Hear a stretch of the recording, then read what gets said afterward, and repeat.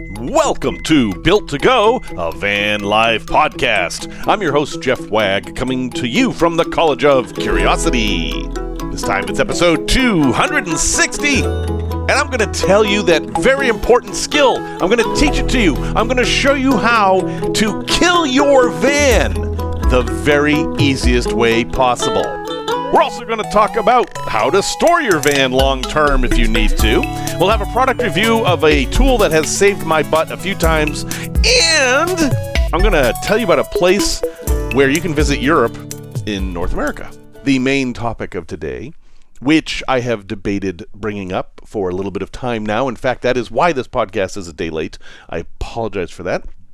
I've had a major van life milestone occur, and not all milestones are good things. This one I would classify as not a good thing. But before I get into this too deeply, I would like to announce that I will not be having a podcast episode next week because I am going through the Bermuda Triangle and I don't expect to survive. No, I'm kidding. I have been through the Bermuda Triangle many times. No, I will be on vacation. It is my wife's big vacation of the year, and she desperately deserves it, and I do not want to take time away from her to produce and edit the podcast for that week. So there will be no podcast episode next week. It shall resume the following week. Thank you very much for your patience. I'll just get right to it. I killed my van. My van is dead. It's gone. I mean, it's not gone. I still have it. But I no longer have a van in the sense that I no longer have a van that I can drive and camp in and do all the things one wants to do when one's doing van life. How did this happen? Well, I'm going to tell you, and I don't actually want to tell this story. I am a little bit tired of talking about myself. I would like to talk about van life stuff that isn't directly personal to me, but this is where I am, and it is something that folks can learn from. And after chatting with a few people, I've decided I'm going to just lay it out here, and I hope I don't annoy you with how personal this is.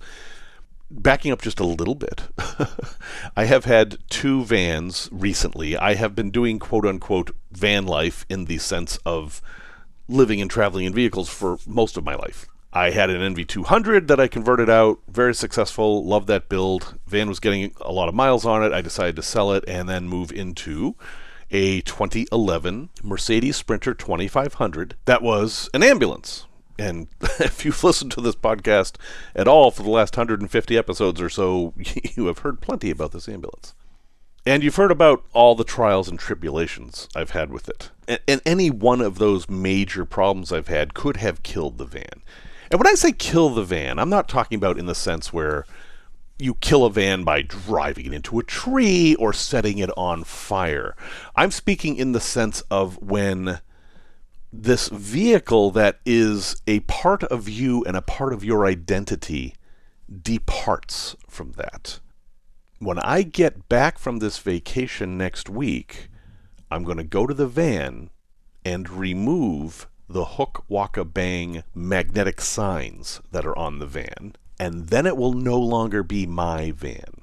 It will no longer be my experience of van life. It will no longer be the thing that I'm constantly working on and constantly planning for, and the place where I feel the most at home, other than being with my wife in the condo. Separating those two things. And the way this has happened is very unpleasant, and there's a lesson to learn here. So it is all related to the fact that I twisted my ankle in 2010 at the City Museum in St. Louis, Missouri. As a result of that ankle twisting, which at the time I didn't think was a big deal, I ended up having a bit of damaged cartilage in my ankle that became ossified or calcified. It basically became hard, and it made it difficult for me to walk in my later years, and I had to have surgery to get that fixed. And I've talked about that. That was back in January.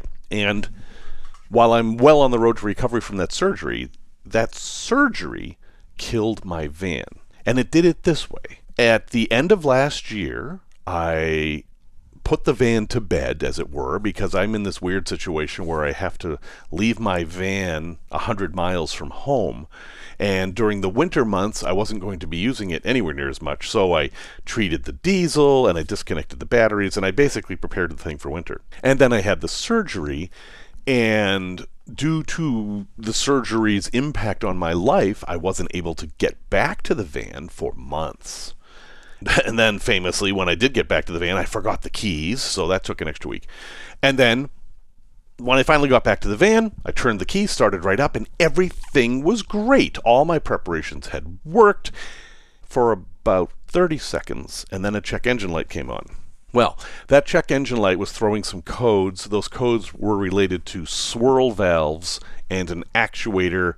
You don't need to know what this stuff is, but if you have a diesel van of that vintage, these things help control the airflow into the intake manifold, and it's part of an emissions regulation thing. And over time, especially in this particular Mercedes engine, they can get gummed up and fail. So I was disappointed by this because I had just spent $1,800 in the fall replacing pulleys in the serpentine belt. This is an annoyance.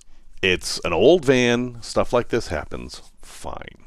Now, I had read that the repair for this can be as simple as spraying some specific cleaner into the turbo, actually, and that costs maybe $20, or $9,000 to replace the intake manifolds, which requires taking the engine apart.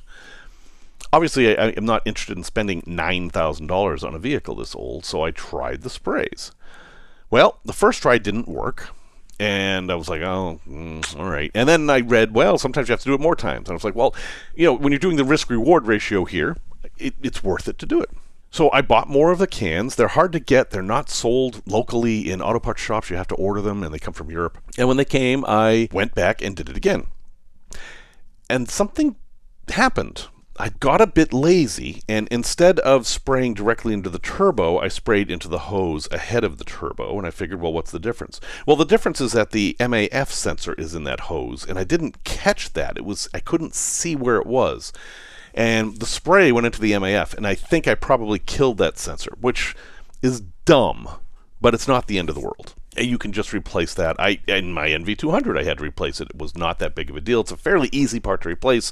You don't need much mechanical ability at all. So, all right, annoying. I'm looking around and trying to figure out what to do with it.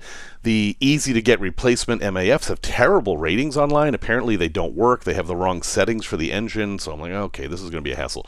Anyway, time. Time is a problem. I don't have a lot of time these days. And so I'm like, all right, I'm going to have to put this away till next week. So next week comes, and then I'm busy, and I start the van to keep the engines charged and stuff, but I don't have time to work for it, so okay, fine. Done. Next week comes, same thing. I really don't have time to deal with it. And then I go to start it, and I notice that I can't even unlock the doors with the fob. I'm like, what the heck's going on here?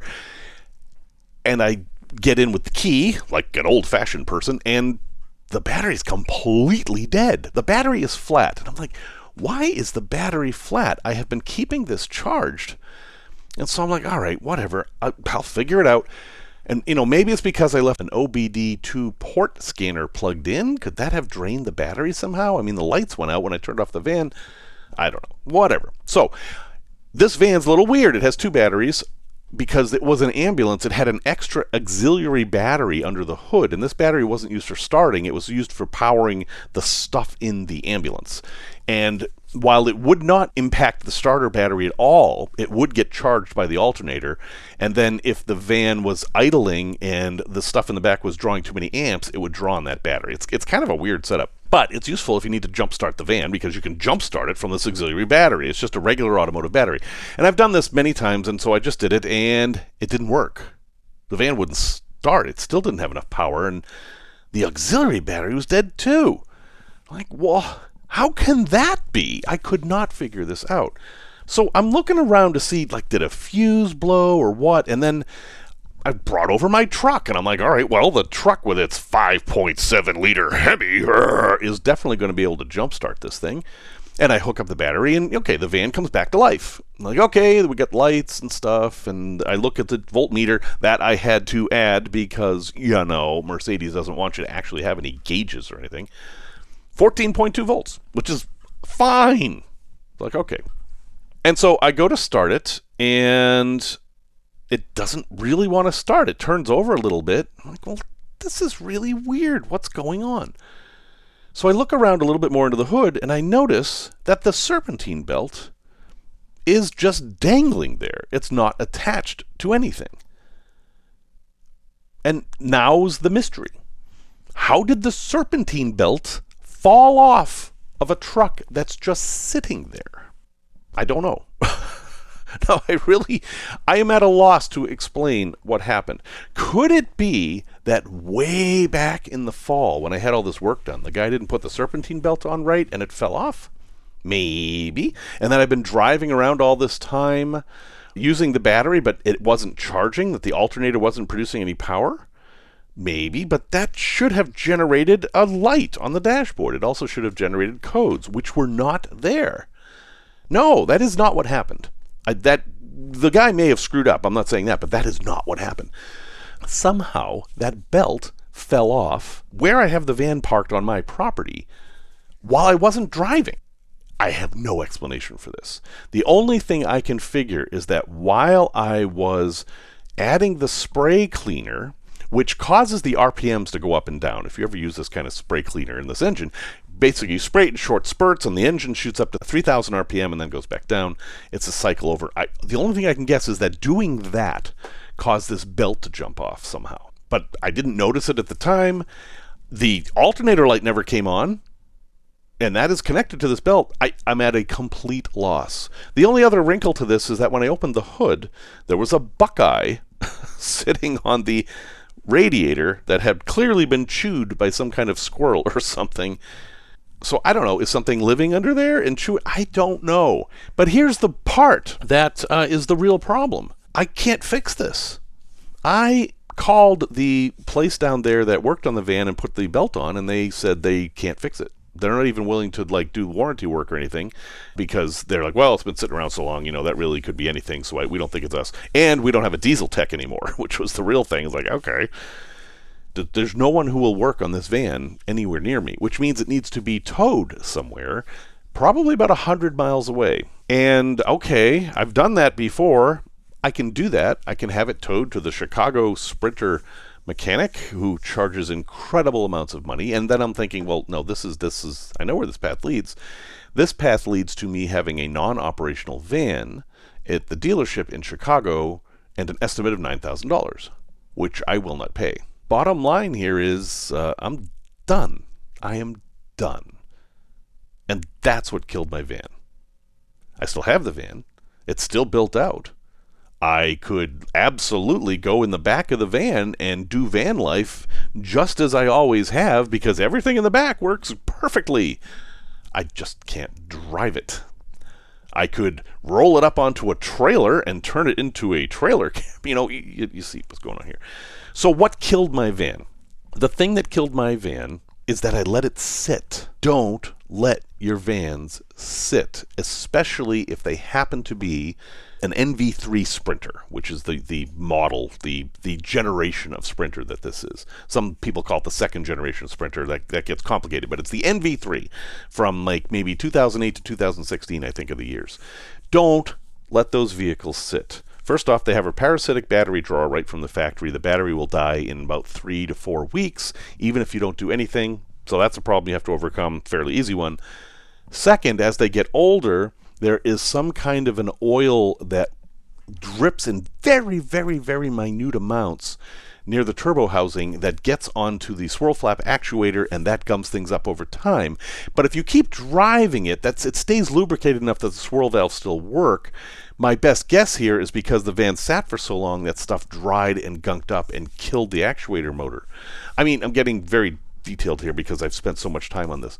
But the bottom line is here, at some point during your van life, you will part from your van, and it's an emotional experience.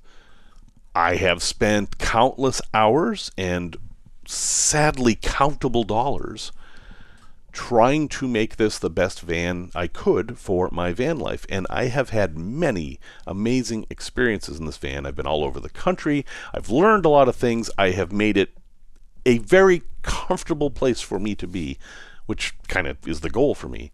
And now I am done.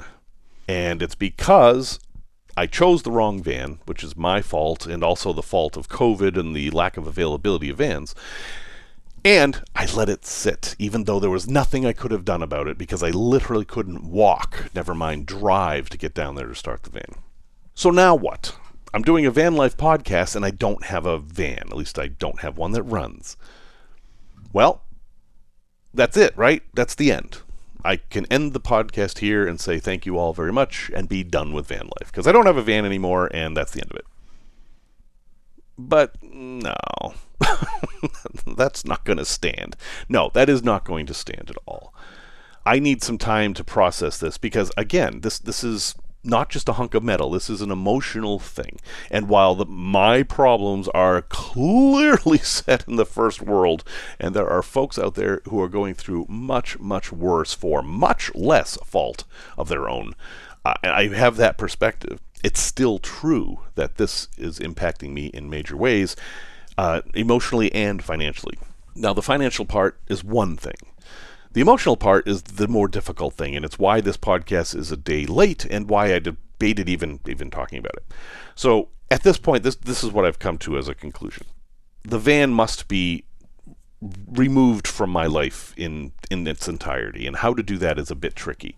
I could try to sell it as is with full disclosure about what's going on there. I mean, after all, it is built out. At 200 amp hours of lithium batteries in there. It has an MPPT solar controller, 300 watts on the roof. It has a microwave. It has 3,000 watt inverter. You know, it has a bed that folds out. It has, you know, it has all that stuff. It has all the stuff you need. And if somebody happened to be a diesel mechanic filled with knowledge of how these vans work and can do the work themselves, they could probably have a pretty nice van for maybe $1,000 in parts if they're doing their own labor. I mean, literally, I don't know, and that's part of the problem. But I'm not willing to deal with that. That's why this is someone else's problem now. I just have to figure out how to get it to something else. So I have two basic thoughts. The first is a long shot, but I'm going to throw it out there. If you are listening to this podcast and you have the ability to work on Mercedes Sprinter 2500 NV3 vans and could possibly be interested in this, I would be willing to sell you the entire thing for maybe $5,000. That would be, I think, a fair value for this van, because even without its engine, the parts are worth more than that. And the engine is full of new parts. I think the engine can be saved. The problem is it's the labor. If the actuator and swirl motor need to be replaced, that's a lot of labor. And I do not know what's going on with the serpentine belt. That is a mystery. But I think in reality what's going to happen is I'm going to donate it to one of these places that takes cars as a donation for a tax write-off, because I think that's going to be the best path towards retrieving as much financial gain as possible out of this thing that I've poured endless amounts of money into. And then I have the decision of whether I should strip it.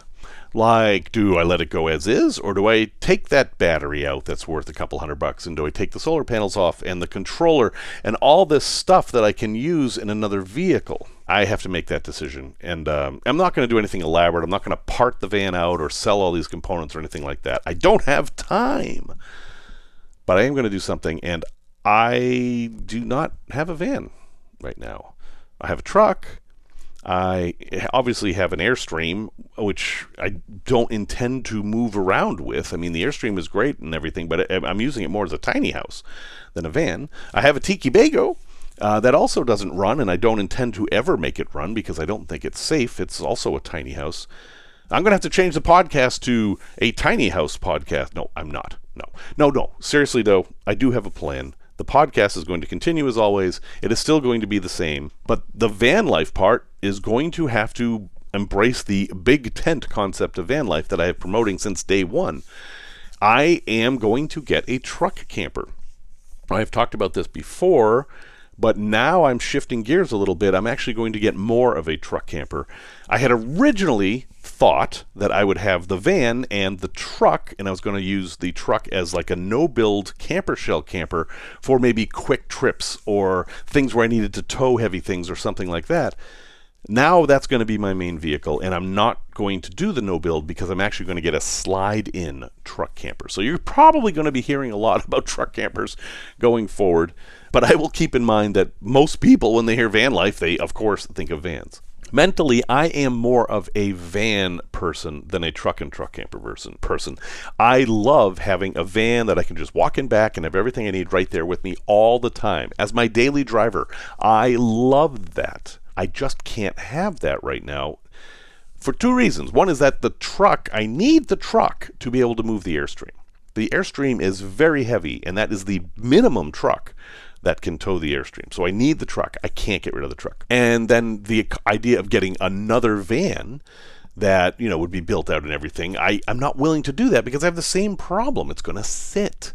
And sitting kills vans. So, I'm going to go this way.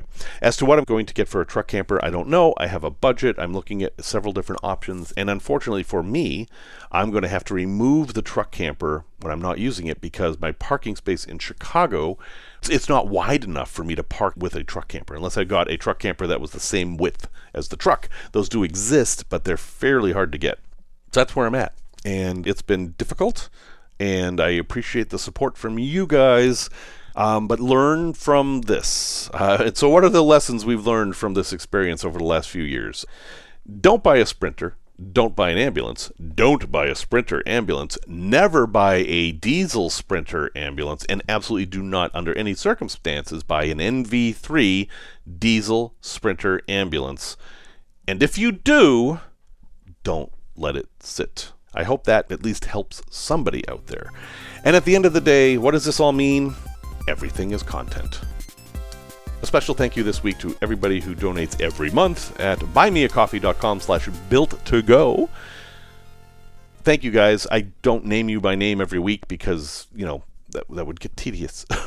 But I really do appreciate it. And this week I'm calling out just you. There are no ads on this podcast because of folks like that. If you would like to become one of them, please visit buymeacoffee.com/built-to-go. That's 2 T's, not 3, not 1, where you can make a one-time donation of as little as $5. Or you can become a monthly supporter. Whatever works for you. Van Life News. So this week I have 3 news items, and they're all basically on the same topic, and they all seem to boil down to this. Electric vans are stalling. Like, not literally, but the onslaught of electric vans that we saw coming a few years ago seems to have stopped. And I've got 3 news articles that support that idea. I am not in favor of this idea. Please do not present this as evidence that electric vans are stupid. No, that is not where I'm coming from. I'm simply reporting the news. And I'm a little bit disappointed because I see electric vans as progress, and I see what's happening as not progress. So the first one is from Freep, which is the Detroit Free Press, and they say GM to halt BrightDrop production with little work planned until fall of 2025. BrightDrop was the replacement van from General Motors that was going to replace the Chevy Express, which was the last big American van. And that was supposed to end production this year or next year. And they were going to replace it with this big, fancy new electric van. And the BrightDrop van looks pretty cool. I like it. It has a lot of features for it, and it's publicly available. And the range, you've got all the same problems, but the range was getting better. And I was encouraged that maybe this would be the one. If all these people who own Express vans bought a fleet of these, if there was more support for them and it was easier to charge them, and etc., like maybe this will be the way. Yeah, no. No, it's not the way. There are rumors of massive parking lots filled with fleets of these vehicles because nobody wants them. And the problem is that companies can't afford to take risks, I think. This is my thought.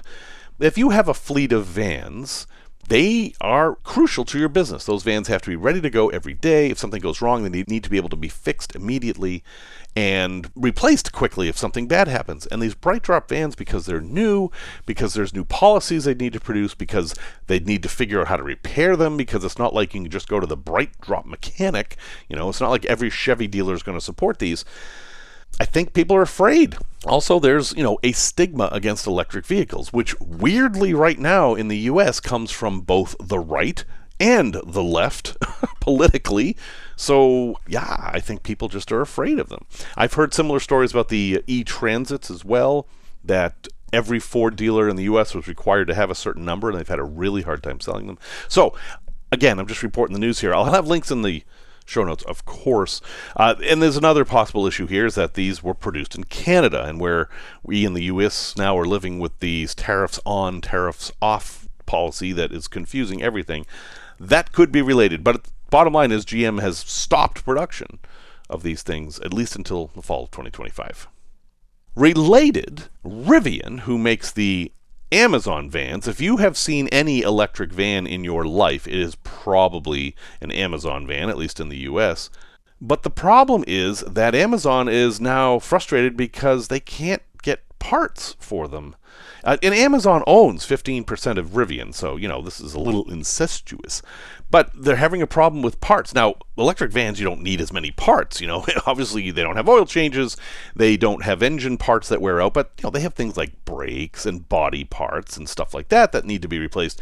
Those are hard to get now. Rivian has just stopped making the electric vans that Amazon's using. And what does this mean to Amazon? Well, as we saw during the pandemic, and we've seen a few times with Amazon losing contracts with UPS and stuff like that they're just going to buy every van in existence and paint them and get them on the road. They don't actually care. I mean, they care, but they're going to get the packages out there. They will do whatever they have to, including renting entire fleets of U-Hauls and taking up all the local U-Hauls, which I've seen happen around Christmas time. There's lots of U-Hauls with like little paper stickers on the side that say Amazon.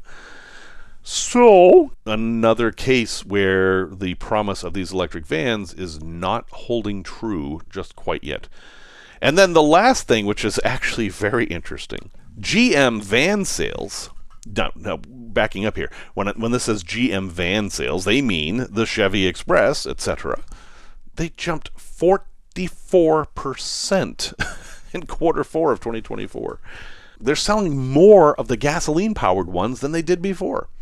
Now, that can be explained a few different ways. One is that these vans are getting near end of life, and if you're somebody with a large fleet of these and you have a production based on these vans, you have all the parts for them, you have mechanics who know how to work on them, you're going to want to get as many as you can before you are forced to switch to something else. Southwest Airlines works like this. They only fly 737s because of this.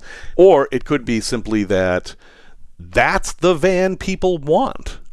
It's possible that, at least from a work standpoint, people want these vans. It's a known quantity. They can predict them. They know how to amortize the expenses. They know how it's going to impact their business. What does this all mean for van life? All three of these stories have an impact on van life. I don't know exactly what it is. I can't predict the future, but there could be increased pressure on new vans in the U.S. as a planned switch to electric doesn't take place. There could also be a lot of these electric vans coming on the market. If companies tried them and don't like them and divest from them, we might see a whole bunch of electric vans available that innovative van lifers could turn into van life vans. But I don't know. We'll see. Should any of that happen, I will report it here. Links in the show notes, of course. And I mentioned the Detroit Press for the first link. The second one comes from Investopedia, and the third is from GM Authority. So all pretty good sources. Have a look if you're interested. Tech Talk. So, I have told you how I killed my van. I'm now going to tell you how not to kill your van if you're in a similar situation. Van life people are travelers. Travelers travel. Sometimes they can't bring their van, You might have a chance to spend 4 weeks in Bermuda somewhere, and bringing your van to Bermuda is not advisable. It would be incredibly expensive. I did not see a single camper van in Bermuda when I was there recently. How do you prevent what happened to me from happening to you? Kelley Blue Book, a company that knows a bit about maintaining values of cars, had some advice.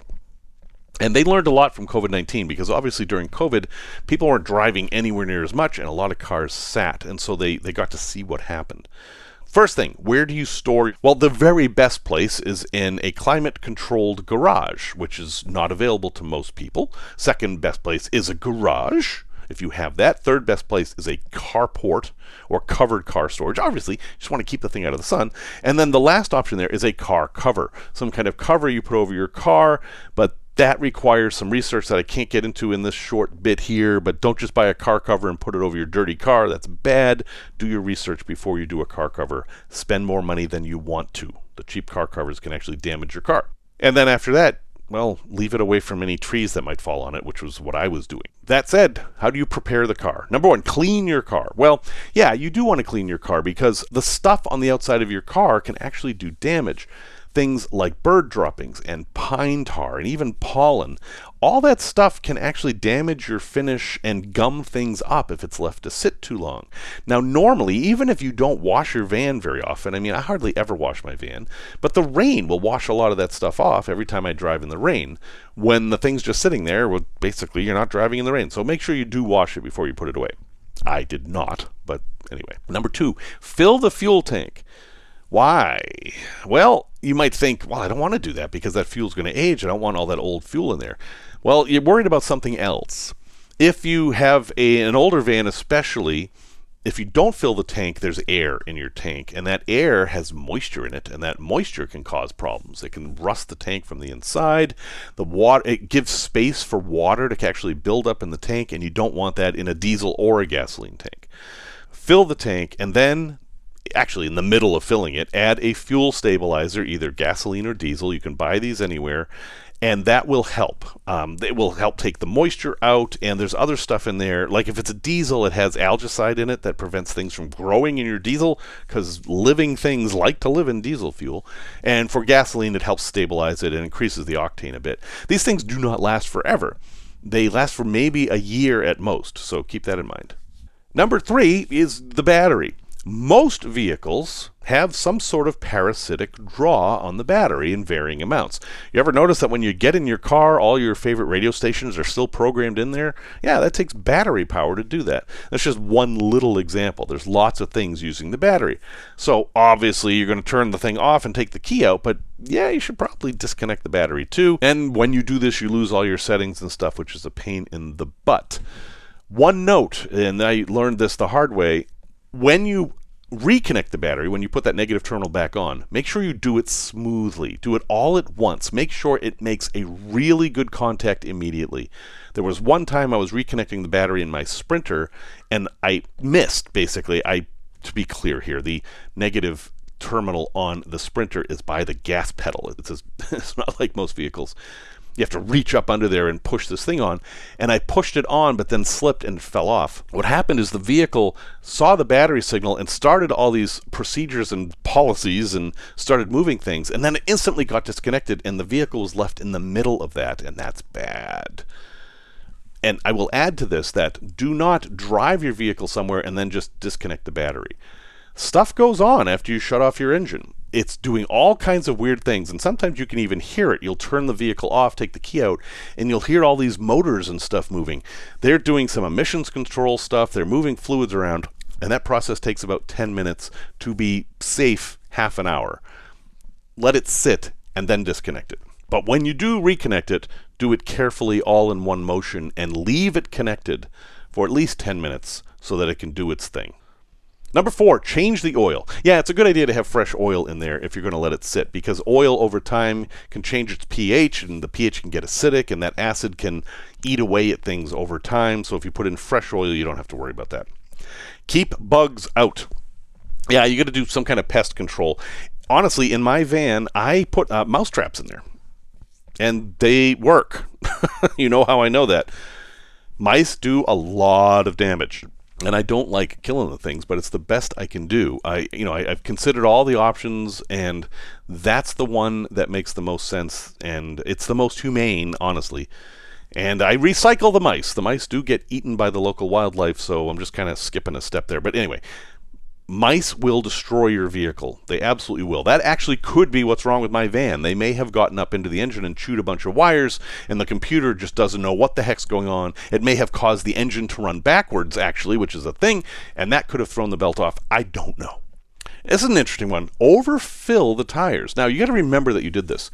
Over time, a sitting vehicle will lose air pressure in its tires. I see this all the time. In the Winnebago and in the Airstream, as they sit there, I can see the tires lose air over time.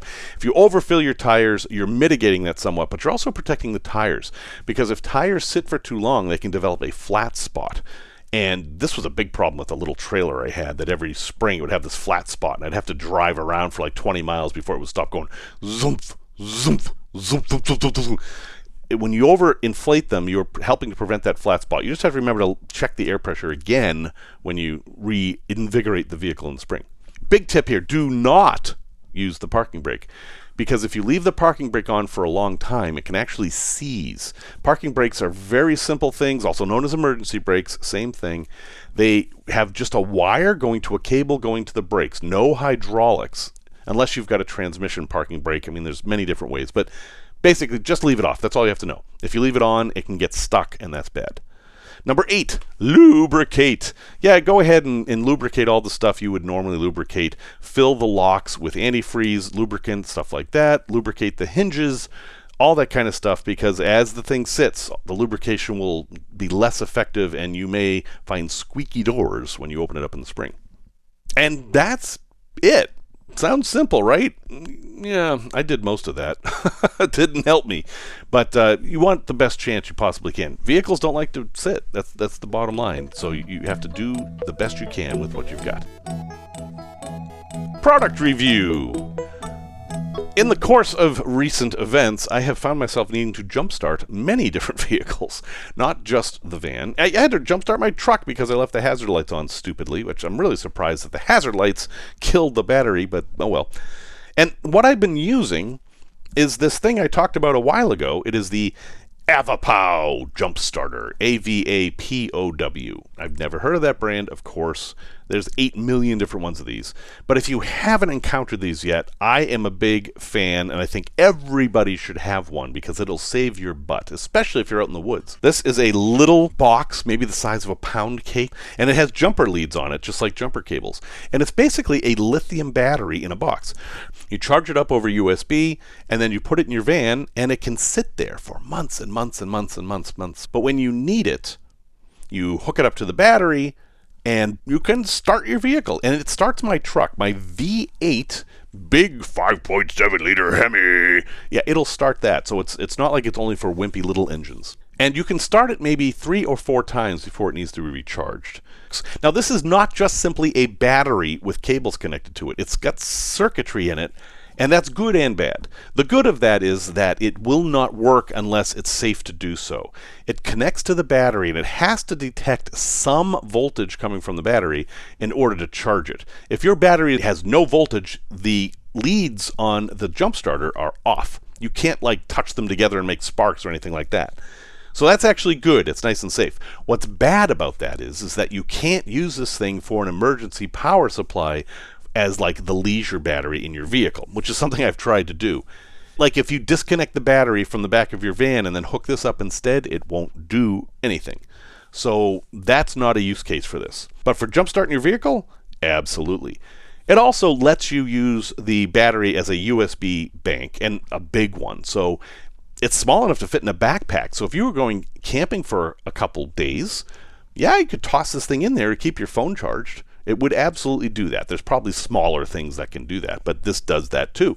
Yes, and it has a light in it, which everything seems to have a light in it these days. And while it seems silly, I have used the light, so it's not that silly, especially if you were in a situation where it's late at night and you open your hood and it's dark and you need to hook things up. Having that light there, even though you've got one on your phone too, is a little bit of reassurance.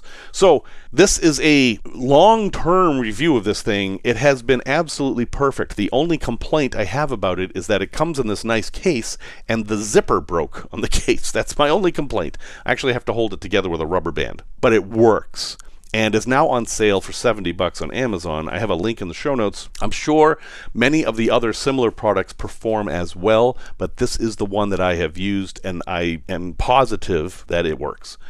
I think this is a really good thing to have in every vehicle, not even vans. Just for safety, set an alarm on your phone for every 6 months that you'll bring it in the house and plug it into USB-C and charge it and then put it back. And you will never get stuck because of a dead battery ever again. I think that's a really nice insurance policy. Tales from the road. Oh, way back long ago, I inherited my mother's 1977 Ford LTD2, which, given that it was 1977, I took to calling LTD2. And you maybe get that reference and maybe you don't. And me and LTD2, well, this was my very first car that was kind of mine. And this was a boat of a car. This was a ridiculous car.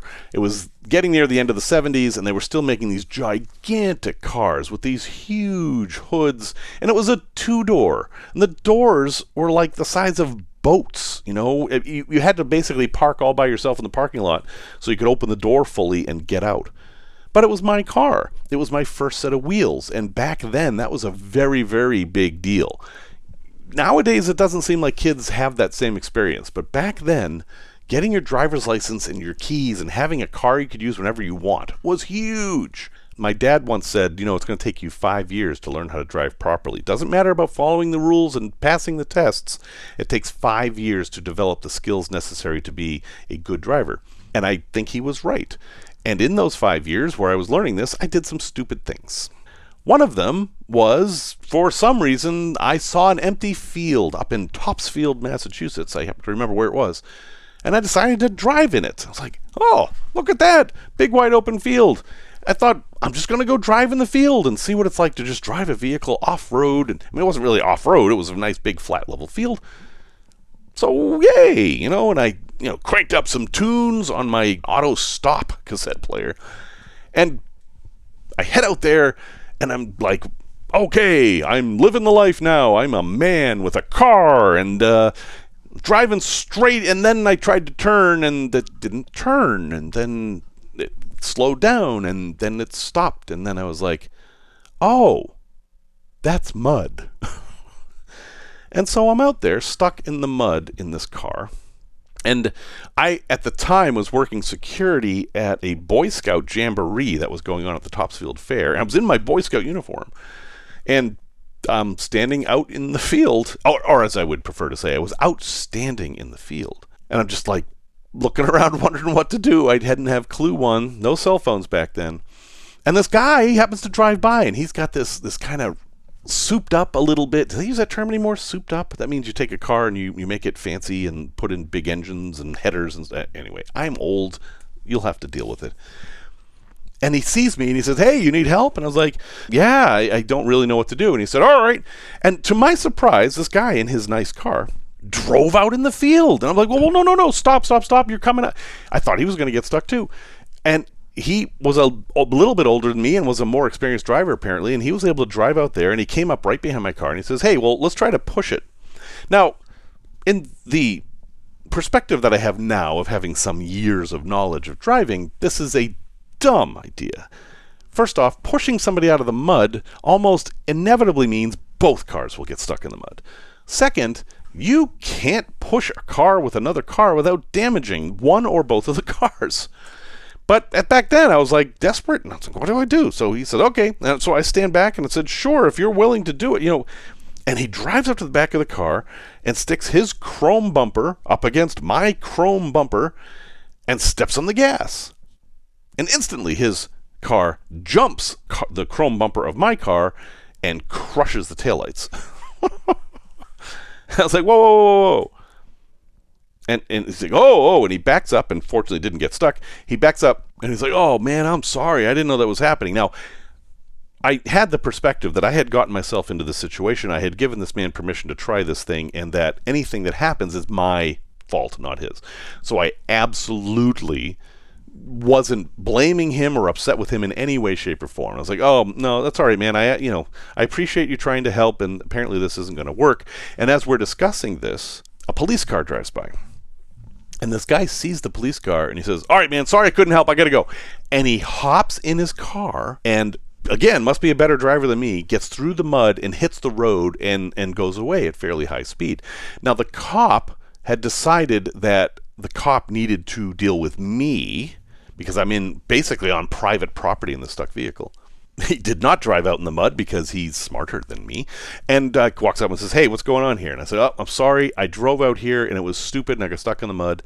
He said, what about that other guy? And I was like, oh, he was just trying to help. I was like, you want me to go after him? And this guy was so ready to hop in his police car and chase after this guy. And I was like, no, he didn't do anything wrong. He was just trying to help me. So, well, why is he running? And like, I don't know the guy. He was just, anyway. So I finally convinced the cop not to go after the Good Samaritan. I was like, so he was trying to push me out. I noticed you on your police car, you have the overriders. There are things on the front of a police car that you can use to push a vehicle. I was like, can you give me a push? He said, no, we're not allowed to do that. I was like, okay, well, he said, we're going to have to get a tow truck. And I'm like, okay, is there a phone near here, or can you call a tow truck? And it's like, well, if I call you a tow truck, then we're going to have the vehicle impounded. And I'm like, oh, God. And I got to be back at work. And I'm like, He said, well, have you tried rocking it? I was like, well, I mean, it's a heavy car. I can only push it so much. He's like, no, you rock it. You get in the driver's seat, and you put it in drive, go forward a little bit, put it in reverse, go in. You just keep doing that back and forth, and sometimes that'll get you unstuck. And the cop is seeing a little annoyed. It also amused at this point. I was like, nope, I haven't tried that yet. I'll try it now. This is a good skill to have, it turns out. If you are stuck in a vehicle, especially a rear-wheel drive vehicle, you can do this thing with an automatic transmission, preferably, where you put it in drive, and even if you're stuck, it'll probably go forward a foot.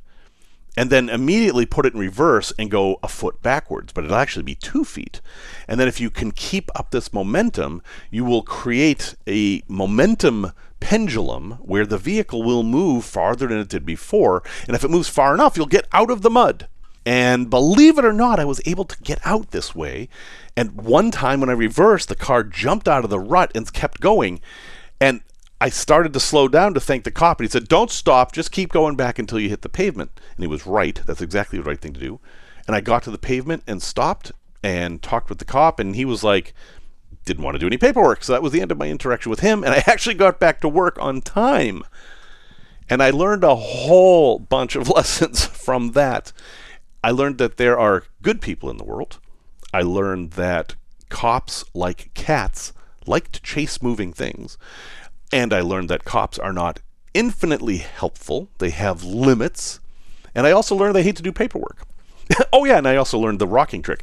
Quick note on the rocking trick. That can get you stuck, but it also is very hard on your transmissions. Don't go crazy with that. But getting stuck in the mud and out of the mud is a whole other topic. I just wanted to tell that nice, simple little story. A place to visit. This podcast is running so long that I can't get into the depth that this deserves.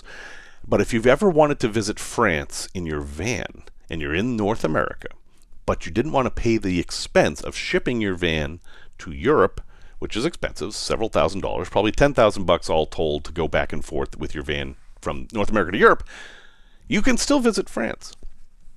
Because at the bottom of Newfoundland in Canada, there's a place called St. Pierre in Miquelon, anglicized pronunciation. That is France. It's not technically France. It's not sort of France. It is France.